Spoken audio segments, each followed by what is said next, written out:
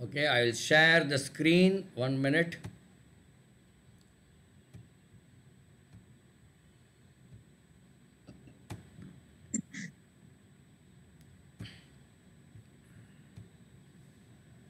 Screen தெரியுதா? blue இல்ல? Yes, sir. Yes, sir. Yes, sir. அது நான் படிக்கிறேன். நீங்களும் ஒன்றும் படிக்க வேண்டியது, நான் படிக்கிறேன். How to ace an objective type competitive exam. ஏஸ்னா வின்னு அர்த்தம். How to ace அப்படின்னா how to win, how to succeed, அதில் வெற்றி அடைவது எப்படி. ஒரு அப்ஜெக்டிவ் டைப் காம்படிட்டிவ் எக்ஸாம். உங்கள் என்எம்எம்எஸ் எக்ஸாம் வந்து ஒரு அப்ஜெக்டிவ் டைப் காம்படிட்டிவ் எக்ஸாம் அப்படின்னு என்ன அர்த்தம்னா, ஒரு கேள்வி கேட்டு 5 ஆப்ஷனை 4 ஆப்ஷனை கொடுத்து அதை கரெக்ட் ஆப்ஷன் கண்டுபிடிக்கிறாங்களோ அதுக்கு பேர் அப்ஜெக்டிவ் டைப் எக்ஸாம்னு பேர். சரி, என்னென்னலாம் பண்ணலாம். காம்படிட்டிவ் எக்ஸாம் எதுக்கு வைக்கிறாங்க அப்படின்னா, அந்த காம்படிட்டிவ் எக்ஸாம் பற்றி கொஞ்சம் தெரியும். நேச்சர் ஆஃப் கொஸ்டின்ஸ் எப்படி இருக்குன்னா, ஒரு 200 அல்லது 500 பேரில் ஒருத்தரை செலக்ட் பண்ணுற மாதிரி இருக்கும். நான் சொன்னேன் என்எம்எம்எஸில் 6900 ஸ்காலர்ஷிப் இருக்குது, ஆனால் எழுதுகிறவங்க 2 லட்சம் பேர் இருப்பாங்க. ஸோ அப்போ என்ன ஆச்சு, ஒரு 200-300 பேருக்கு ஒரு ஆள் செலக்ட் ஆவாங்க, அந்த மாதிரி இருக்குது இல்லையா. ஸோ இதுதான் அது. அப்போ அந்த எக்ஸாமினர் அந்த கொஸ்டின் பேப்பர் ப்ரிப்பேர் பண்ணுறவரோட மனசில் என்ன இருக்குன்னா, to reject as many candidates as possible. எப்படி நிறைய பேர் ரிஜெக்ட் பண்ணுறதுங்கிறது தான் அவர் மனசில் இருக்கும். ஏன்னா அவர் வந்து 200-500 பேருக்கு ஒரு ஆள் தான் எடுக்கணும். அப்போ அவர் எப்படி கேள்வி எடுப்பார், எத்தனை பேர் எப்படி ரிஜெக்ட் பண்ணுறது, அது மாதிரி கேள்வி எடுக்கலாம் அப்படின்னு அவர் யோசனை பண்ணுவார். அதுக்கு அவர் என்ன மெத்தட் யூஸ் பண்ணுறார். மெத்தட் யூஸ் ஃபார் ரிஜெக்ஷன் வந்து டிஃபிகல்ட் கொஸ்டின்ஸ், கொஞ்சம் கஷ்டமான கேள்வியாக கேட்கலான்னு நினைக்கலாம். இன்னொன்று வந்து டைம் கன்சூமிங் கொஸ்டின்ஸ். கொஸ்டின் வந்து டஃப்பாக இல்லாட்டி கூட ரொம்ப டைம் எடுக்கிற மாதிரி கொஸ்டின் கேட்டோம்னா இருக்கிற டைமில் ஃபுல்லாக நிறைய கொஸ்டின் பண்ண முடியாது, அப்படி அவங்க ரிஜெக்ட் ஆவாங்க. கன்ஃபியூசிங் கொஸ்டின்ஸ், கொஸ்டினை கன்ஃபியூஸ் பண்ணுற மாதிரி இருக்கும், அப்படி கேட்கலாம்னு நினைக்கலாம். Misleading questions or twisted question, கொஸ்டினே கொஞ்சம் ஒரு மாதிரி உங்களை மிஸ்லீட் பண்ணும், ட்விஸ்ட் பண்ணி கேட்டிருப்பாங்க, அது மாதிரி இருக்கலாம். அடுத்தது irrelevant டேட்டா ஆர் இன்ஃபர்மேஷன் இந்த கொஸ்டின். கொஸ்டினில் தேவையில்லாத சில இன்ஃபர்மேஷன்லாம் கொடுத்துருப்பாங்க. அப்போ இந்த குழந்தை என்ன பண்ணும், ஓ இந்த டேட்டா நம்ம யூஸ் பண்ணலையே அப்படின்ட்டு அது குழப்பத்தில் இருக்கும், அது தேவையில்லாமல் இருக்கும் அந்த ஆன்சர் வர்றதுக்கு, அப்படியும் இருக்கலாம். இதெல்லாம் பல வழிகளில் அவர் வந்து உங்கள் குழந்தைகளை ரிஜெக்ட் பண்ணுறதுக்கு என்ன வழி இருக்குதுன்னு பார்ப்பார் ஒரு எக்ஸாமினர். ஓகே,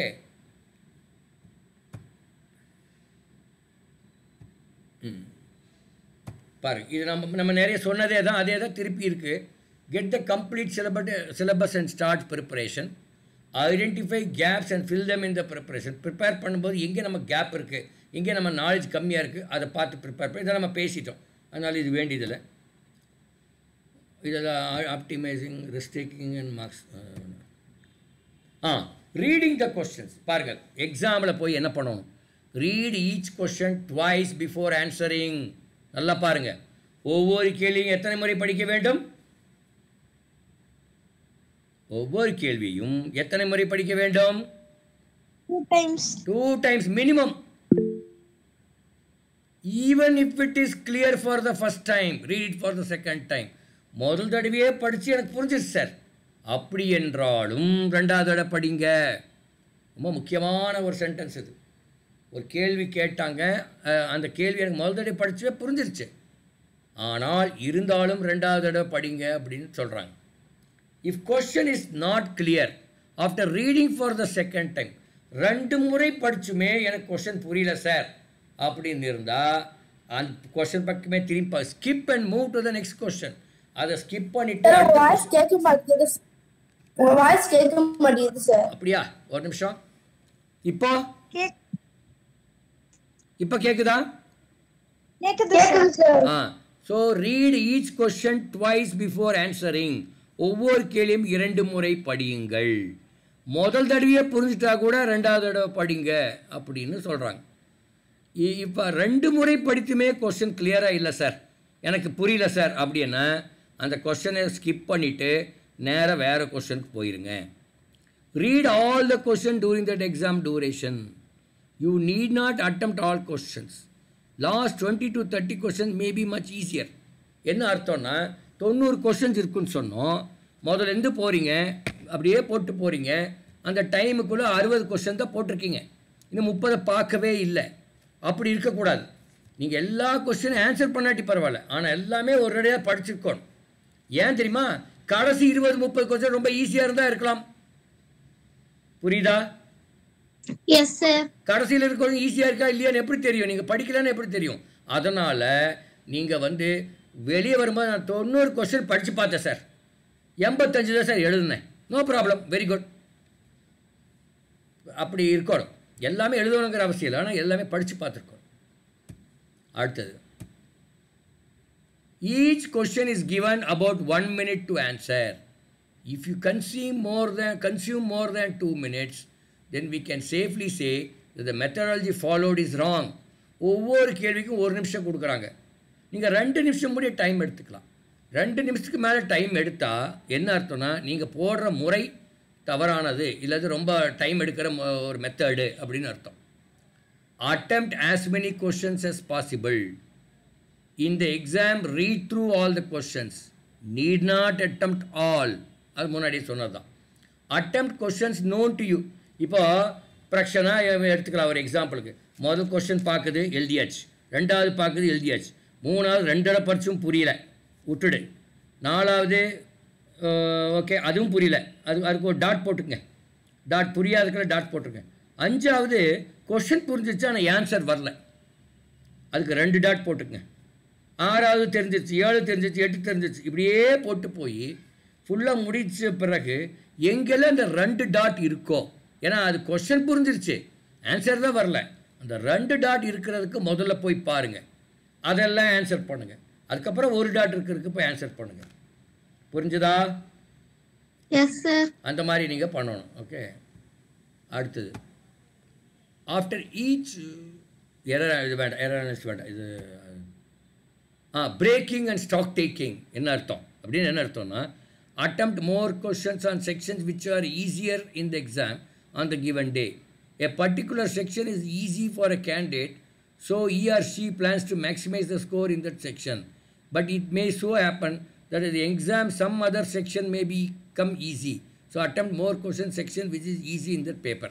என்ன அர்த்தம்னா, சாட் பேப்பர் எழுதுது இந்த பிரக்ஷனாவுக்கு சயின்ஸ் ரொம்ப ஈஸி, நார்மலாக அது நல்லா பண்ணும். ஆனால் மேத்ஸ் கொஞ்சம் விளக்கெண்ணெய், அதாவது கஷ்டம், விளக்கெண்ணெய்னா கஷ்டம். ஆனால் அங்கே போய் எக்ஸாம் ஹாலுக்குள்ளே போய் பார்த்தா மேத்ஸ் ஈஸியாக இருக்குதுன்னு ஃபீல் பண்ணிங்கன்னா முதல்ல மேத்ஸை போட்டுருங்க. அங்கே மாற்றி வரலாம், எது நீங்கள் கஷ்டமாக இருக்குதுன்னு நினைக்க அங்கேயே ஈஸியாக வந்தாலும் வந்துடலாம். அதுக்கு அப்படி சொல்கிறாங்க. அடுத்தது பாருங்கள், every 30 minutes two a stock taking. ஒவ்வொரு 30 அரை மணி நேரத்துக்கும் ஒரு முறை நீங்கள் இருக்கிற சீட்லேருந்து கொஞ்சம் எந்திரிங்க. என்ன பண்ணணும்? இருக்கிற சீட்லேருந்து உட்காந்துட்டே இருக்கிற பிரச்சனாக எந்திரிப்பாங்க. எந்திரிச்சு அப்படி உட்காந்துட்டு மறுபடியும் உட்காருங்க. 30 நிமிஷம் ஆகிப்போச்சு, எவ்வளோ கேள்வி எழுதியிருக்கேன்னு பாருங்கள். 30 நிமிஷத்தில் ஒரு கொஸ்டினுக்கு 1 நிமிஷம் என்றால் 30 questions you should have written, எழுதியிருக்கணும். எவ்வளோ எழுதியிருக்கீங்கன்னு பாருங்கள். ஒரு 20-25 எழுதியிருக்கீங்கன்னா பிரச்சனை இல்லை, ஓகே. 30-35 எழுதியிருக்கீங்கனாலும் பிரச்சனை இல்லை. வெறும் 5 தான் எழுதியிருக்கீங்கன்னு வச்சுங்க. அப்போ என்ன அர்த்தம்? ஓஹோ, நீங்கள் ரொம்ப ஸ்லோவாக போகிறீங்கன்னு அர்த்தம், இன்னும் கொஞ்சம் ஃபாஸ்ட்டாக போகணும்னு அர்த்தம். 5-10 எழுதியிருக்குது, 30 எழுதலை, 10 தான் எழுதியிருக்கேன்னா இந்த ஸ்பீடு பத்தாது அப்படின்னு ஸ்பீடு இன்க்ரீஸ் பண்ணணும். அதுதான் ஒரு முதல் 30 நிமிஷத்தில் ஒரு ஸ்டாக் டேக்கிங் பண்ணுங்கள், ரெண்டாவது 30 நிமிஷத்தில் ஒரு ஸ்டாக் டேக்கிங் பண்ணுங்கள். அதுக்கப்புறம் பண்ண மாட்டீங்க, ஏன்னா அது அப்புறம் அதுக்குள்ள கடைசி டைமே வந்துடும். ஒரு முதல் 2 தடவை அப்படி ஸ்டாக் டேக்கிங் பண்ணால் ஏதாவது ஸ்லோவாக போகிறத நீங்கள் கரெக்ட் பண்ணிக்கலாம் இல்லையா? Do a stock taking of number of questions attempted, get up from the seat and do some physical movement. ஆக்சுவலாக சீட்லேருந்து வெளியே இருந்துச்சு அப்படியே கொஞ்சம் அப்படியே எல்லாரையும் ஒரு கிளான்ஸ் பார்க்கலாம். So that monotony can be broken. யார் ஏதோ ஒன்று போடுறாங்களாட்டிருக்கு, எழுதுறாங்களாட்டிருக்கு, இல்லை ஓகேன்னு தான் போட்டிருக்காங்க. சரி, அடுத்தது பிரேக்கப் அடுத்தது எலிமினேஷன் மெத்தட். பாருங்கள், இப்போ எலிமினேஷன் மெத்தட்னு என்ன? ஒரு கேள்வி கேட்டிருக்காங்க, 4 ஆன்சர் கொடுத்துருக்காங்க, அதில் எது ஆன்சராக இருக்காது அப்படிங்கிறத முதல்ல எலிமினேட் பண்ணிட்டீங்கன்னா மற்ற 2லேயோ 3லேயோ எது ரைட் ஆன்சர்னு தெரியல. அப்படியும் பண்ணலாம். Which is closer to Coimbatore, கோயம்புத்தூருக்கு அருகில் இருக்கும் இடம் எது அப்படின்னு 4 இடம் கொடுத்துருக்காங்க. சென்னை, பெங்களூர், மேங்களூர், திருவனந்தபுரம் அப்படின்னு கொடுத்துருக்காங்க. இது எது அப்படின்னா, இப்போ நீங்கள் நினைக்கிறீங்க இது திருவனந்தபுரம் கண்டிப்பாக இல்லைப்பா, ரொம்ப தூரம், அப்போ அது அவுட்டு. அப்போ அந்த 3ல் தான் இன்னும் இருக்கும். அப்புறம் பார்க்குறீங்க இந்த 3ல் எது இருக்கலாம், சென்னை இல்லைன்னு நினைக்கிறேன் அப்படின்னு அது அவுட் பண்ணிடுறீங்க. அப்போது அந்த ஆன்சர் வந்து பெங்களூரா மேங்களூரா அப்படிங்கிற கேள்வியில் வரும். இப்போ இப்படி இருக்கும்போது எனக்கு தெரியாது, எனக்கு மேங்களூரான்னு தெரியாது. அப்போ வந்து இங்கி பிங்கி பாங்கி இங்கி பிங்கி பாங்கி ஆட தெரியுமா? ஹலோ, இங்கி பிங்கி பாங்கி ஆடி இருக்கீங்களா? ஆட தெரியும் சார். அது மாதிரி போட்டு ஏதோ ஒன்று அடிச்சு விட்டு வந்துருங்க. ஏன்னா 2 நீங்கள் ரிமூவ் பண்ணிட்டீங்க. இது 2க்குள்ளே தான் ஆன்சரு. 2ல் எதாக இருந்தால் அது இந்த சான்ஸ் ஆஃப் சக்ஸஸ் வந்து 50%. அதை நீங்கள் ரிஸ்க் எடுக்கலாம், அப்படி எடுக்கலாம். சப்ஸ்டியூஷன் மெத்தட்னு என்னென்னா அந்த ஆன்சர் ஆப்ஷனையே சப்ஸ்டியூட் பண்ணி கரெக்டான ஆன்சர் கண்டுபிடிக்கிறது. ஆப்ஷன் வந்து நம்ம நிறைய அந்த மாதிரி பண்ணியிருக்கோம், அது மாதிரி பண்ணலாம். அடுத்தது வித்தவுட் ஃபார்முலா இருந்தால் ஃபார்முலா வச்சு நீங்கள் போடலாம். ஃபார்முலா இல்லைன்னா அப்படியே மனசில் அப்படியே அந்த கொஸ்டின் அப்படியே ஒரு பிக்சர் பண்ணுங்கள், அப்படியே ஒரு வீடியோ பண்ணிங்கன்னா இந்த கேள்வி at what angle R the hands inclined at 50 minutes past 8. அதாவது 8 மணி 50க்கு அப்படியே கண்ணை மூடி 8 மணி 50 நிமிஷம்னா கடிகாரத்தில் சின்ன மூளை எங்கே இருக்கும் பெரிய மூளை அப்படியே பாருங்கள். வந்துருச்சு. இப்போ இந்த ஆங்கிள் எவ்வளோ இருக்கும் அப்படின்னு பார்த்தீங்கன்னா ஒரு ஐடியா கொடுக்கும். எவ்வளோ ஐடியா 90 இருக்கும், 90 கீழே இருக்கும், அந்த மாதிரி ஏதோ ஐடியா கொடுக்கும். அதை போட்டுவிட வேண்டியதுதான். சரியா? அப்படியும் பண்ணலாம், ஃபார்முலாவே வேண்டியதில்லை, அப்படியும் பண்ணலாம். இதெல்லாம் நீங்கள் பண்ணினால் உங்களுடைய சக்ஸஸ் ரேட் இம்ப்ரூவ் ஆகும். கடைசியில் லாஸ்ட் டெக்னிக் என்னென்னா, இப்போது இந்த எக்ஸாம்பிள் எக்ஸாம்பிள் நெகட்டிவ் மார்க் கிடையாது, தெரியுமா? அது தெரியும் சார். அப்போது இந்த மனுஷன் என்ன பண்ணுதுன்னா அப்படியே ஸ்லோவாக எழுதிட்டு போய் ஒரு 75 கொஸ்டின் எழுதிடுது. இன்னும் 15 கொஸ்டின் எழுதலை. டைமாக 2 நிமிஷம் தான் இருக்குது. அப்போ என்ன பண்ணுறது? 2 நிமிஷம் தான் இருக்குன்னு 15 கொஸ்டின் எழுத முடியாது. கண்டிப்பாக என்ன பண்ணலான்னா, மனுஷா எந்தெந்த கொஸ்டின் எழுதலையோ அது எல்லாத்துக்கும் 4 ஆப்ஷனில் ஏதோ ஒரு ஆப்ஷன் எடுத்துங்க. பி எடுத்து எல்லாத்துக்கும் பி போட்டு விட்ருங்க. புரிஞ்சதா? Yes sir. இல்லை எல்லாத்துக்கும் சிசி எல்லாத்துக்கும் சிசி எல்லாத்துக்கும் டிடி அத்தனை ஆப்ஷனுக்கு ஏதோ ஒன்றை மட்டும் போட்டு விட்டிங்கன்னா சான்ஸ் வந்து 15 எழுதுனதில் அட்லீஸ்ட் ஒரு 3 நாள் ரைட்டாக இருக்குது வாய்ப்பு இருக்குது. புரியுதா? Yes sir. இதை நீங்கள் கடைசி 2-3 நிமிஷம் இருக்கும்போது இப்போ மனுஷா மாதிரி கிளவராக இருக்கிறவங்க சார் சொல்லிட்டார் முதல்ல எல்லாத்தையும் போட்டு விட்டுறலான்னு முதல்ல 10 நிமிஷத்தில் எல்லாம் பேப்பரே முடிச்சுன்னு வச்சுங்க. அப்போ என்ன ஆகும்? 90 கேள்வியில் ஒரு 25% தான் கரெக்டாக இருக்கும், ஒரு 20 கொஸ்டின் தான் கரெக்டாக இருக்கும். அது வேண்டாம். கடைசி 5 நிமிஷத்தில் இன்னொரு 10 கொஸ்டின் இருக்குது, 5 கொஸ்டின் இருக்குது எழுதாதுன்னா அதுக்கு மட்டும் இதை பண்ணுங்கள். புரியுதா? ஆமாம். எல்லாம் எடுத்த உடனே அதெல்லாம் பண்ணி விட்டுறாதீங்க. ஏதோ சாரி சொல்லி கொடுத்தாரு இந்த மாதிரி இப்படின்னு அப்புறம் வம்பா போயிடும். ஓகே, நம்ம இப்போ கேள்விக்கு போகலாம். இதுக்கு போகலாம். என்னது, சயின்ஸுக்கு போகலாம். சயின்ஸ் தான் நேற்று பார்த்தோம், அது போயிடலாம்.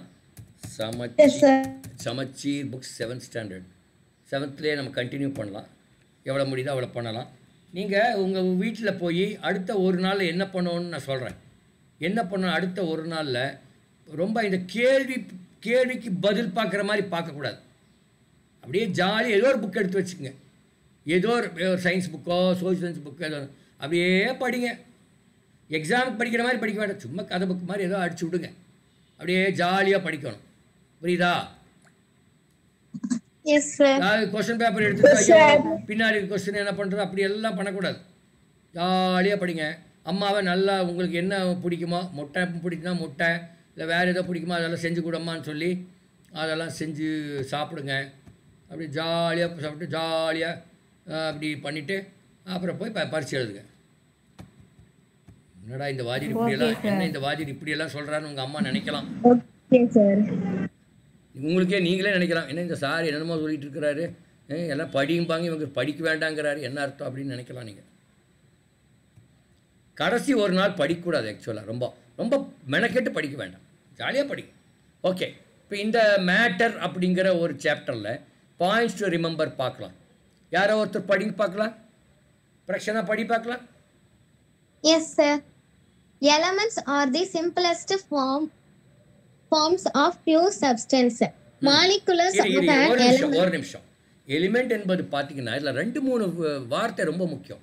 சிம்பிளஸ்ட் ஃபார்ம், அப்புறம் பியூர் சப்ஸ்டன்ஸ். பியூர் சப்ஸ்டன்ஸாக இருக்கணும். மணல்னா மணல் தான் இருக்கணும், அதில் சர்க்கரையில் இருக்கக்கூடாது, அது வேறு எதுவும் இருக்கக்கூடாது. அப்படி அந்த அந்த அப்போ தான் அந்த மணலோட பியூர் சப்ஸ்டன்ஸ் எலிமெண்ட் கிடைக்கும் இல்லையா? உப்புனா உப்பு தான் இருக்கணும், அதில் எதாவது மிக்ஸ் ஆகிருந்தா அது பியூர் சப்ஸ்டன்ஸா கிடையாது. அதுதான். ஓகே. அடுத்து molecules of an element molecules. அது ப்ளூரல்மா, molecules plural.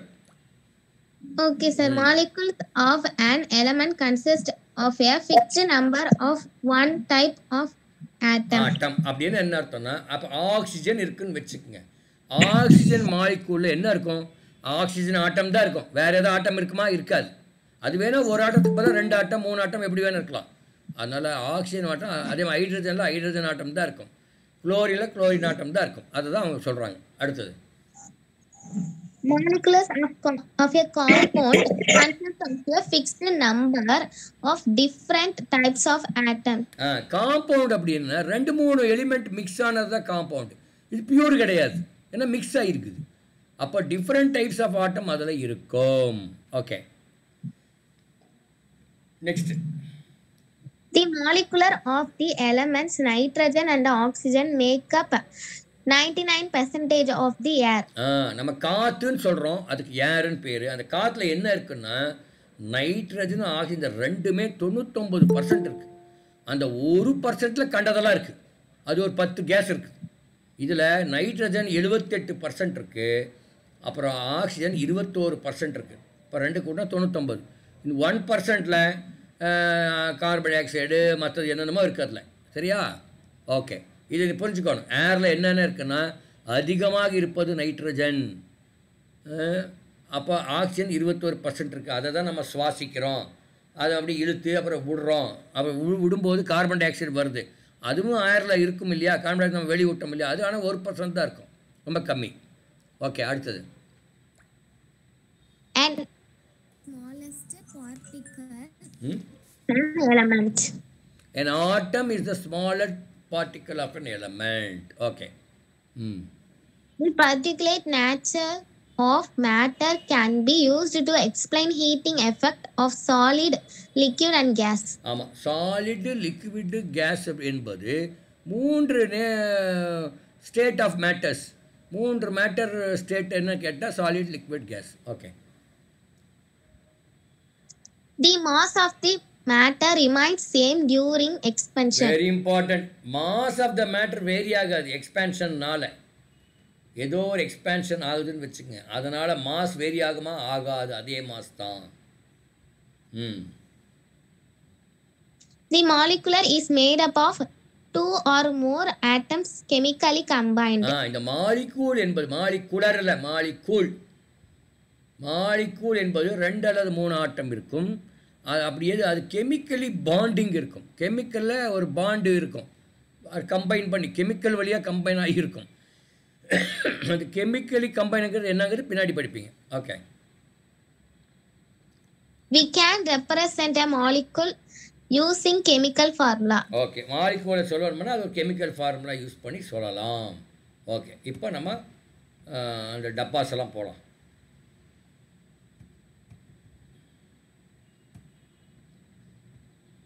Matter around us, hydrogen, water எதோ கொடுத்துருக்காங்க. ஓகே, அடுத்து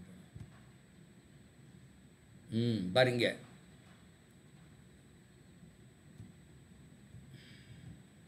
பாருங்க, சிலிக்கன், சர்ஃபேஸ் ஆஃப் சிலிக்கன் படிங்க பார்க்கலாம். பாக்ஸில் டூ யூ நோவில் வேறு யாரோ ஒருத்தர் படிங்க.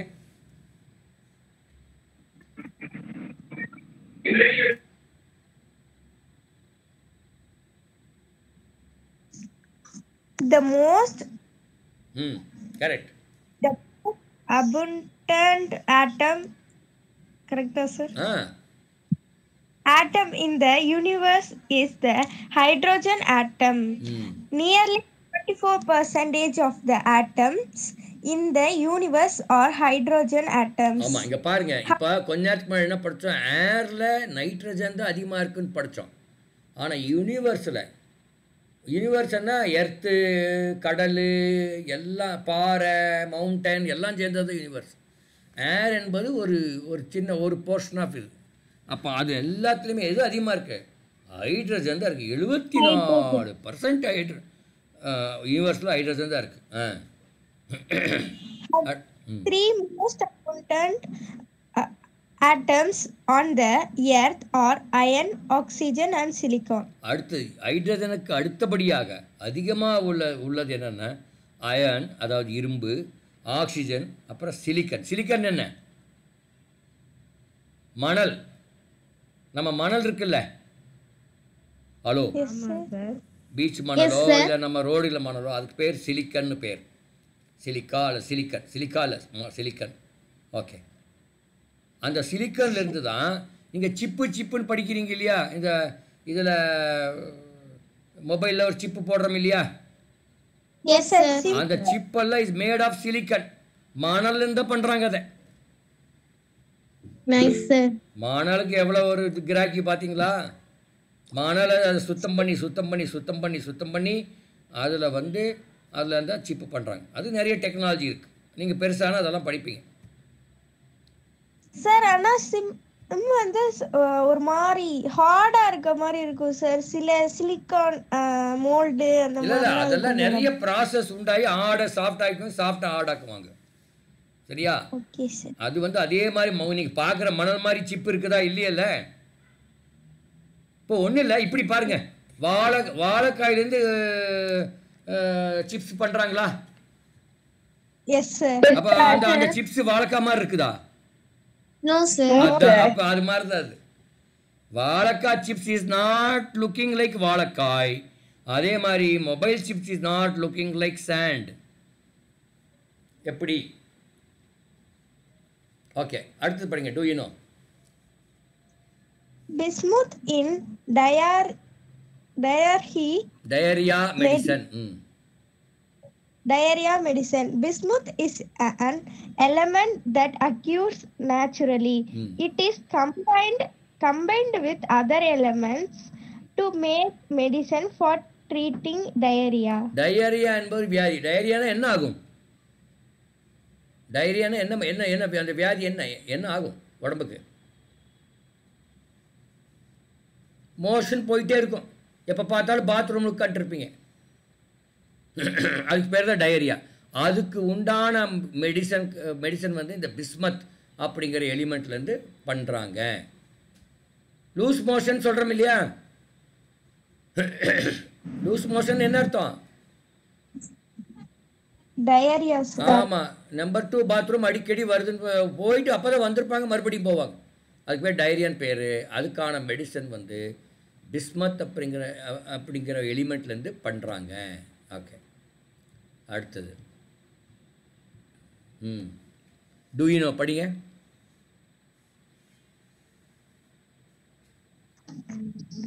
Robert Boyle is the boil படிங்க. பாயிலே இல்லை, boil. Boyle is the first scientist who used the term element. He is the earliest proponent of the elemental nature of matter and the nature of vacuum. He is known best for Boyle's law. Boyle's லான்னு ஒன்று இருக்குது. அதை கண்டுபிடித்தவர் boil அப்படின்பவர். அவர் தான் முதல்ல element என்பதை பற்றி சொல்லியிருக்கார். ஓகே, இந்த மெட்டல்ஸ் நான் மெட்டல்ஸ் பற்றியெல்லாம் பாக்ஸ் இருக்குது, அது படிச்சிருப்பீங்க. இங்கே டூ யூ நோ அதை படிச்சிருக்க மாட்டீங்க. படிங்க பார்க்கலாம். அது do you know? In the beginning, the names of elements were derived from the name of the place where they were found for the first time. For example, the name copper was taken from Cyprus. Some names were taken from specific colors. அப்போ Cyprus என்பது ஒரு country, ஒரு நாடு. Cyprus என்பது ஒரு நாடு. அந்த நாட்டில் காப்பர் அதிகமாக கிடைச்சதுனால அதுக்கு அந்த சைப்ரஸ் மாதிரியே காப்பர் அப்படின்னு ஒரு பேர் வச்சிட்டாங்க. அடுத்தது படிங்க. For example, gold was taken from the English word meaning yellow. Nowadays, IUPAC approved name of IUPAC, IUPAC approves names of elements. Okay. many of the symbols are the first one or two letters of the element's name in English. The first letter of the symbol is always written as a capital letter, uppercase, and the second word as a small letter, lowercase. பாருங்க கொடுத்துருக்காங்க பாருங்க லெஃப்டில்.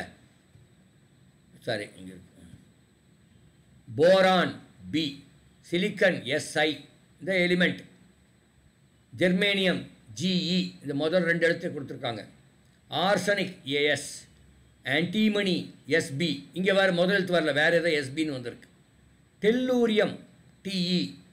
So அப்படி கொடுத்துருப்பாங்க. அடுத்தது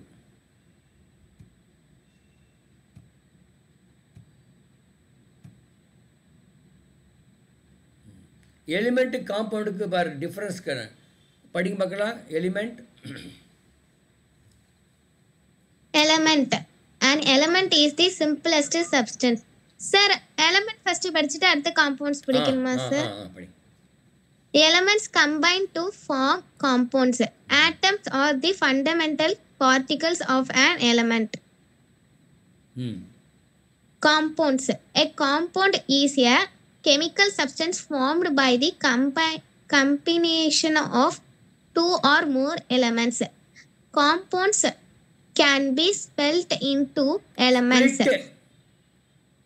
Spelt into elements. ஸ்பிளிட்னு சொல்லுங்க, spelt அல்ல, split. Split Molecule. ஸ்பிளிட்னா பிரிக்கிறது, உடைக்கிறது.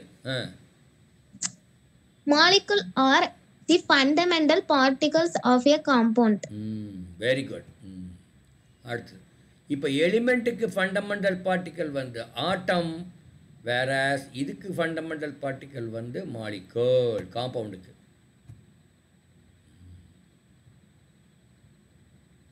பாருங்க chemical formula compound water H2O. ஒரு காம்பவுண்டுன்னா 2 அல்லது 3 எலிமெண்ட் இருக்கணும்.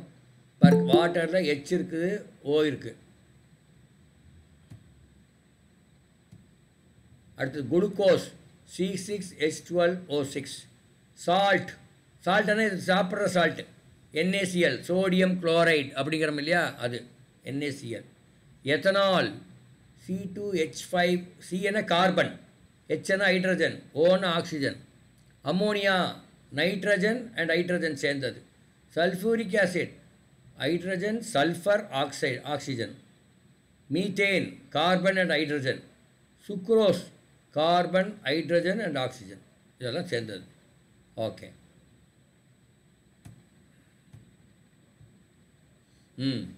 படிங்க பார்க்கலாம். Do you know? How do hot air balloons float? When air inside the hot air balloon is heated with a banner. With a burner. Banner. Okay, sir.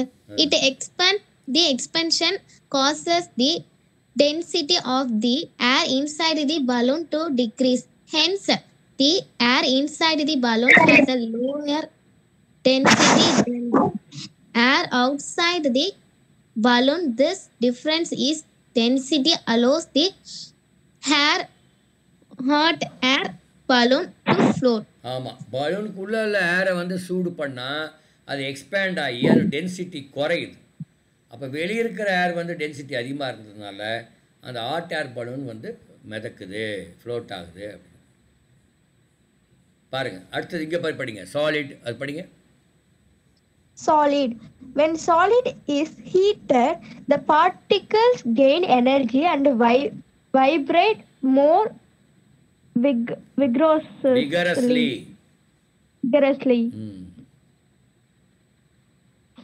Liquid. When the melting point is reached, melting occurs. Accuse The solid melting occurs occurs. அக்கர்னா நடக்குதுன்னு அர்த்தம், ஹேப்பன்ஸ்னு அர்த்தம். அக்கர்னா ஹேப்பன்ஸ்னு அர்த்தம். The solid changes to its liquid state. ம் When a liquid is heated, the particles gain energy and vibrate more vigorously. சிவியர்லின்னு அர்த்தம். விகரஸ்லினா சிவியர்லின்னு அர்த்தம். அடுத்தது case.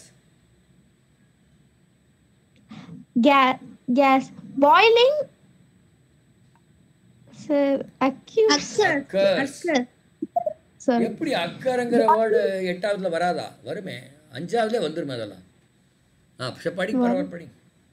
Boiling occurs when the boiling point is reached. The liquid changes to its gaseous state. Gaseous state. Gaseous state அப்படின்னு படிக்கலாம்.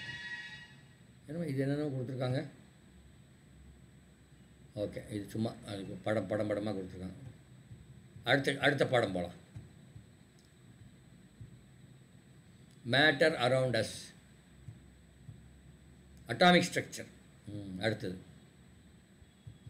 இது போகலாம். நேராக point to remember போகலாம்.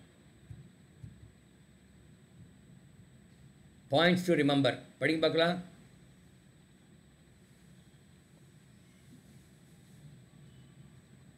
An atom, படிங்க. An atom is the smallest particle of an element that retains its chemical properties. They are very tiny compared to other particles. Atoms are too small to be seen by the naked eye or even through microscope. ஆட்டம் வந்து கண்ணுக்கு தெரியாது, மைக்ரோஸ்கோப்லேயே சில அதெல்லாம் தெரியாது, ரொம்ப துல்லியமான மைக்ரோஸ்கோப்பில் வேணால் தெரியலாம். அடுத்தது An atom consists mostly of empty space. Atoms of same element are identical and atoms of different element differ. என்ன அர்த்தம்னா, என்கிட்ட ஒரு இடத்துல ஒரு ஆக்சிஜன் ஆட்டம் இருக்குது, இன்னொரு ஆக்சிஜன் ஆட்டம் இருக்குது. ரெண்டு ஆக்சிஜன்களால் ஒரே மாதிரி தான் இருக்கும். ஆனால் ஆக்சிஜன் ஆட்டம் இங்கே ஒரு இடத்துல இருக்குது, இன்னொரு இடத்துல ஹைட்ரஜன் இருக்குன்னா அந்த ஆட்டம் ஒரே மாதிரி இருக்காது, வேறு வேறு மாதிரி இருக்கும். Okay. An atom consists of a dense nucleus which has positively charged proton and electrically neutral neutron. ஆட்டம் என்பது அதுக்கு நடுவால் நியூக்ளியஸ்னு ஒன்று இருக்கும். அந்த நியூக்ளியஸில் என்ன இருக்குன்னா புரோட்டான் நியூட்ரான் இருக்கும். புரோட்டானுக்கு பாசிட்டிவ் சார்ஜ் உண்டு, நியூட்ரானுக்கு சார்ஜே இல்லை, அதாவது அது நியூட்ரன் போட்டிருக்காங்க. The protons and neutrons are called as nucleons. Nucleons அதுக்கு பேர். Okay. An atom is electrically neutral. They contain equal number of protons and electrons. அப்போது அந்த நியூக்ளியஸ்குள்ளே புரோட்டான் இருக்குன்னு சொன்னோம். இது எலக்ட்ரானுங்கிறது இந்த நியூக்ளியஸ் சுற்றி ஓடிட்டுருக்கும். அப்போ எவ்வளோ புரோட்டான் இருக்கோ அவ்வளோ எலக்ட்ரான் சுற்றிட்டுருக்குன்னு அர்த்தம். இப்போ 10 புரோட்டான் ஒரு ஆட்டத்தில் இருந்தால் அந்த ஆட்டத்தில் எத்தனை எலக்ட்ரான் இருக்குன்னா 10 எலக்ட்ரான் இருக்குன்னு அர்த்தம்.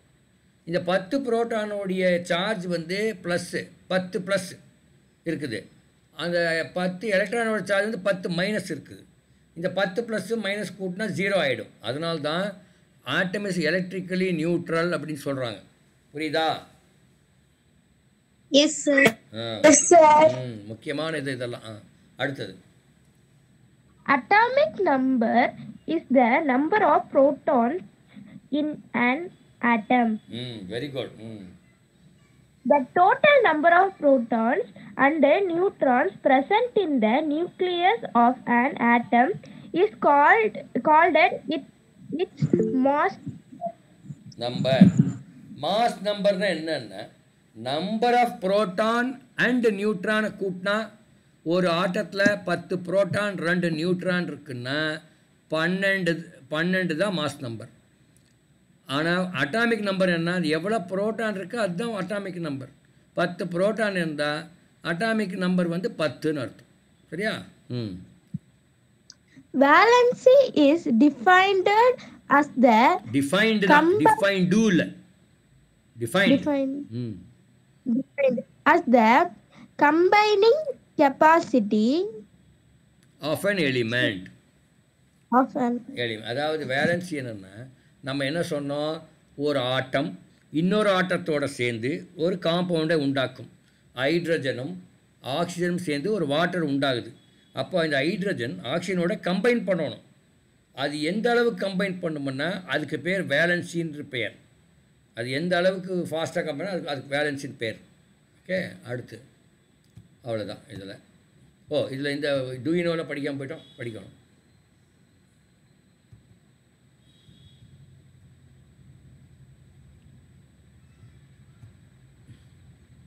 படிங்க. Nanometer is the smallest unit used to measure small length. 1 nanometer is equal to 1 into 1 multiplied 10 power minus 9 meter. 1 into 10 power minus 9 meter, அதுதான் நேனோமீட்டர். நல்லா தெரிஞ்சுக்கணும். இது அந்த எலக்ட்ரான் எவ்வளோ இருக்குன்னா அந்த அந்த நேனோமீட்டர் லெவல் தான் இருக்கும். அதனால தான் கண்ணுக்கு தெரிய மாட்டேங்குது. Do you know? இங்கே பாருங்க. You have around 7.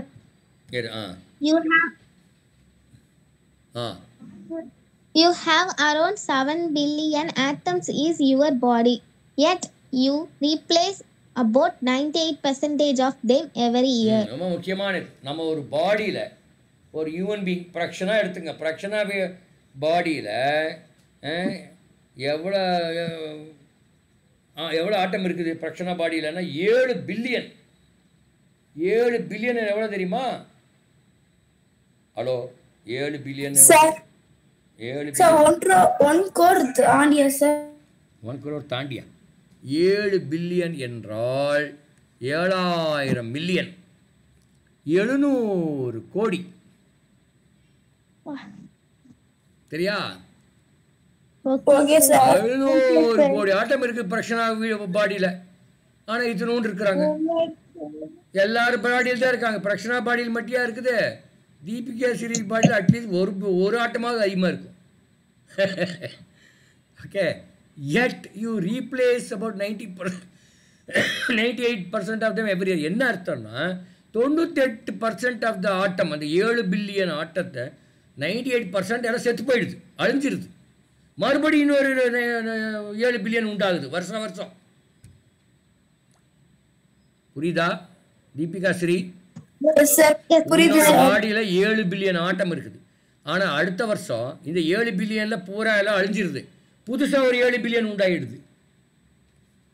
என்ன மிராக்கிள் இல்லை? கடவுள் பெரிய ஆள். கடவுள் அவர் பெரிய ஆள். அப்படிங்க கடவுள் யாரோ இருந்துட்டு போகிறாருன்னு வச்சுங்க. அவர் இந்து கடவுளா முஸ்லீமா அதெல்லாம் வேண்டாம். யாரோ ஒருத்தர் இந்த பாடி எல்லாம் உயிர் கொடுத்து அவர் எப்போ ஏற்பட்ட ஆளாக இருப்பார், சயின்டிஸ்டாக இருப்பார். 7 பில்லியன் ஆட்டத்தை உள்ள வச்சு ஒரு பாடி உண்டாக்குறாரு. எங்க மேம் சொன்னாங்க ஒரு கதை. ஒரு பிடி மண் கொண்டு வந்து அதுல ஒரு பொம்மை செய்வாரா சார். அதே தான் நம்மளும் படைப்போமா சார். கொஞ்சம் மீத மண் இருந்தா ஒருத்தவங்களுக்கு ஒரு கை இல்லாட்டி கால் ஏதோ அவருக்கு நினைச்ச இடத்துல போய் கொடுத்து விட்டுருவாரா சார். அது மீத மண் ஒரு கைக்கு மண் இல்லைன்னா விட்டு வரா சார். மேம் சொன்னாங்க சார். கரெக்ட். ஓகே, இங்க பாருங்க. இந்த டேபிள் ரொம்ப முக்கியமான table. Charge and mass of subatomic particles. நானே படிக்கிறேன். புரோட்டான் அந்த நியூக்ளியஸில் இருக்குன்னு படித்தோம். அதை கண்டுபிடிச்ச ஒரு பேர் கோல்ட்ஸ்டீன் அப்படிங்கிறவர். அதனோட சிம்பிள் பின்னு சொல்கிறோம். அதனோட charge positive charge, 1 positive charge. அதனுடைய மாஸ் பாருங்கள், 1.6726 into 10 power minus 27 கிலோ. அப்படின்னா இத்தினோண்டு மாசே ஒரு கிலோவில்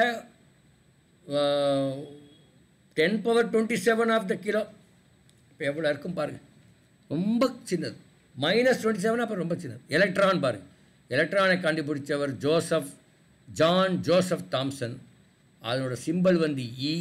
அதனோட சார்ஜ் -1, அதனோட மாஸ் வந்து 9.1 × 10⁻⁻31. நியூட்ரானை கண்டுபிடிச்சவர் ஜேம்ஸ் சாட்விக். அது n என்று சிம்பிளு, சார்ஜ் இல்லை, நியூட்ரல், அதனால நியூட்ரான், அது சார்ஜ் 0, மாஸ் வந்து 1.6749 × 10⁻⁻27. இந்த புரோட்டானோட மாசும் நியூட்ரான மாசும் ஆல்மோஸ்ட் ஈக்குவல் தான். நம்ம எல்லாத்துக்குமே ஈக்குவலாகவே எடுத்துக்கலாம். பாருங்கள், 1.6726, இங்கே 1.6749, 10⁻⁻27 தான். அதனால் அது ஈக்குவல். எலக்ட்ரான் வந்து புரோட்டானை விட அல்லது நியூட்ரானை விட லேசாக இருக்கும், அந்த மாஸ் கம்மியாக இருக்கும். சரியா? ஓகே, அடுத்து டூ யூ நோ படிக்க. இதெல்லாம் முக்கியம். The structure of an atom same as the structure of the solar system. ஒரு ஆட்டமோட ஸ்ட்ரக்சரும் சோலார் சிஸ்டத்தோட ஸ்ட்ரக்சரும் ஒரே மாதிரி இருக்குங்கிறாங்க. படிங்க. Yes, it is similar to the solar system. It has a core center called nucleus, and it has path called orbit around the nucleus. ஆமாம், அந்த ஆர்பிட்டில் தான் எலக்ட்ரானும் அப்படியே dance ஆடி போயிட்டு இருக்குது. அந்த ஒரு நடுவால் இருக்கிற கோர் தான் அதில் தான் புரோட்டானும் நியூட்ரானும் இருக்குது. ரவுண்டை சுற்றிட்டு இருக்கிறது வந்து எலக்ட்ரான். எலக்ட்ரான் சும்மாவே இருக்காது, அது சுற்றிட்டே இருக்கும். பாரு, இங்கே ஏதோ ஒரு கொடுத்துருக்கான் பாருங்கள். சரி, இங்கே இது படிங்க. ட்ரை யுவர் செல்ஃப் வேண்டாம். பாருங்க, இப்போ ஒரு எலிமெண்ட் கார்பன் வச்சுக்கோங்க, 12C6 அப்படின்னு கொடுத்தா number of proton, electron, neutron 6 proton இருக்குன்னு அர்த்தம், 6 எலக்ட்ரான் இருக்குன்னு அர்த்தம், 6 நியூட்ரான் இருக்குன்னு அர்த்தம். பெரிலியம் 9B4 அப்படின்னா 4 புரோட்டான், 4 எலக்ட்ரான், 5 நியூட்ரான். அது நியூக்ளியஸ்குள்ளே 9 இருக்கும், அதில் 4 புரோட்டான், 5 நியூட்ரான் இருக்கும். வெளியே 4 எலக்ட்ரான் சுற்றிட்டு இருக்கும். ஏன்னா புரோட்டானும் நம்பர் ஆஃப் புரோட்டானும் நம்பர் ஆஃப் எலக்ட்ரான் சேம். 14N7னா மொத்தம் 14, அதில் புரோட்டான் 7, நியூட்ரான் 7 இருக்கும் உள்ள. எலக்ட்ரான் வந்து 7 இருக்கும், ஏன்னா அந்த எவ்வளோ புரோட்டான் இருக்கோ அவ்வளோ இருக்கும். 11B5 அப்படின்னா இதில் புரோட்டான் 5, நியூட்ரான் 6, அப்போ 11 ஆகி போச்சு. எலக்ட்ரான் எவ்வளோ இருக்கும்? எவ்வளோ புரோட்டான் இருக்கோ அவ்வளோ இருக்கும், அப்போ எலக்ட்ரானும் 5 இருக்கும். சரியா? இதை நீங்கள் இப்படி எழுதும்போது எது ரெஃபர் பண்ணதுன்னு தெரியும். 12 என்பது மாஸ் நம்பரையும், 6 என்பது என்ன நம்பரையும், அட்டாமிக் நம்பரையும் குறிக்கிறது. ஐசோடோப்ஸ் படிங்க பார்க்கலாம், யாரோ ஒருத்தர். Atoms of element can have different number of neutrons. Such atoms will have same atomic number but different mass number. These atoms are called isotopes. For example, hydrogen has 3 isotopes. They are protium, deuterium, tritium. அப்போ ஹைட்ரஜனில் இருக்கிற 3 isotope பேர் என்னென்னா protium, deuterium, tritium. அப்போ புரோட்டியத்தில் ஒரு நியூக்ளியஸ்குள்ளே ஒரு proton இருக்குது, வெளியே ஒரு எலக்ட்ரான் சுற்றிட்டு இருக்குது. அப்போ ஒரு நியூட்ரான் இல்லை, 0. டியூட்ரியத்தில் 2 புரோட்டான், 2 இருக்குது, ஒரு எலக்ட்ரான் இருக்குது. அப்போ அந்த 2 போட்டுக்கிறதுல என்ன இருக்குது? ஒரு புரோட்டானும் ஒரு நியூட்ரான் இருக்குது. ஏன்னா எவ்வளோ எலக்ட்ரான் இருக்கோ அவ்வளோதான் புரோட்டான் இருக்க முடியும். ஒரு புரோட்டான், ஒரு எலக்ட்ரான், ஒரு நியூட்ரான். டிரிட்டியத்தில் 3 இருக்குது. 3ன்னா ஒரு எலக்ட்ரான், ஒரு புரோட்டான், ஒரு நியூட்ரான். சாரி, 2 நியூட்ரான் இருக்குது. 1 புரோட்டான், 1 எலக்ட்ரான், 2 நியூட்ரான். ஆமாம். அடுத்தது பாருங்கள், isobar. Atoms that have the same mass number but different atomic numbers are called isobars. Example, calcium, argon. Very good. Okay, இப்போ கால்சியமும் 40 Ca20, mass number 40 same, argon 40 AR 18 mass number same, ஆனால் atomic number different. இந்த மாதிரி இருக்கிற 2 எலிமெண்ட்டுக்கு பேர் iso பார் என்று பெயர். Okay sir. பரவாயில்ல. ஸோ இது மாதிரி நீங்கள் படிங்க, வீட்டில் போய் எவ்வளோ முடியுமோ அவ்வளோ படிங்க. சரியா? நம்ம இங்கே க்ளோஸ் பண்ணிக்கலாம். உங்களெல்லாம் ஆல் த பெஸ்ட். நல்லா ரொம்ப ரொம்பலாம் ஸ்ட்ரெயின் பண்ணிக்காதீங்க, ஜாலியாக இருங்க 2 நாள். முடிஞ்ச வரையில் படிங்க, படிக்க வேண்டாம்னு சொல்லலை, but don't put yourself into trouble. நிறைய தண்ணி குடிங்க, நல்லா சாப்பிடுங்க, நல்லா படுத்து தூங்குங்க, படுத்து தூங்குங்க. அப்போ தான் நல்லா தூக்கம் வந்து எப்படி படுத்த தூக்கம் வருமோ அப்படி தூங்குங்க. நல்லா போய் பரீட்சை எழுதுங்க. பரீட்சை எழுதும்போது ஐயோ நான் அது படிக்கலையே, சார் அதை படிக்க சொன்னார் படிக்கலையே, இதை அப்படியெல்லாம் நினைக்கக்கூடாது. எல்லாம் நான் படித்தேன் அடி பின்னிடுவேன் அப்படின்னு யாரையாவது மோரையாவது அப்படின்ட்டு அவர் சொன்னால் சொல்லிட்டு போகிறார், அவருக்கு என்ன வேலை இல்லாமல் அப்படின்னு சொல்லிட்டு போகணும். சரியா? Okay okay, all the best. ரைட்டுமா, all the best. Best wishes to everybody.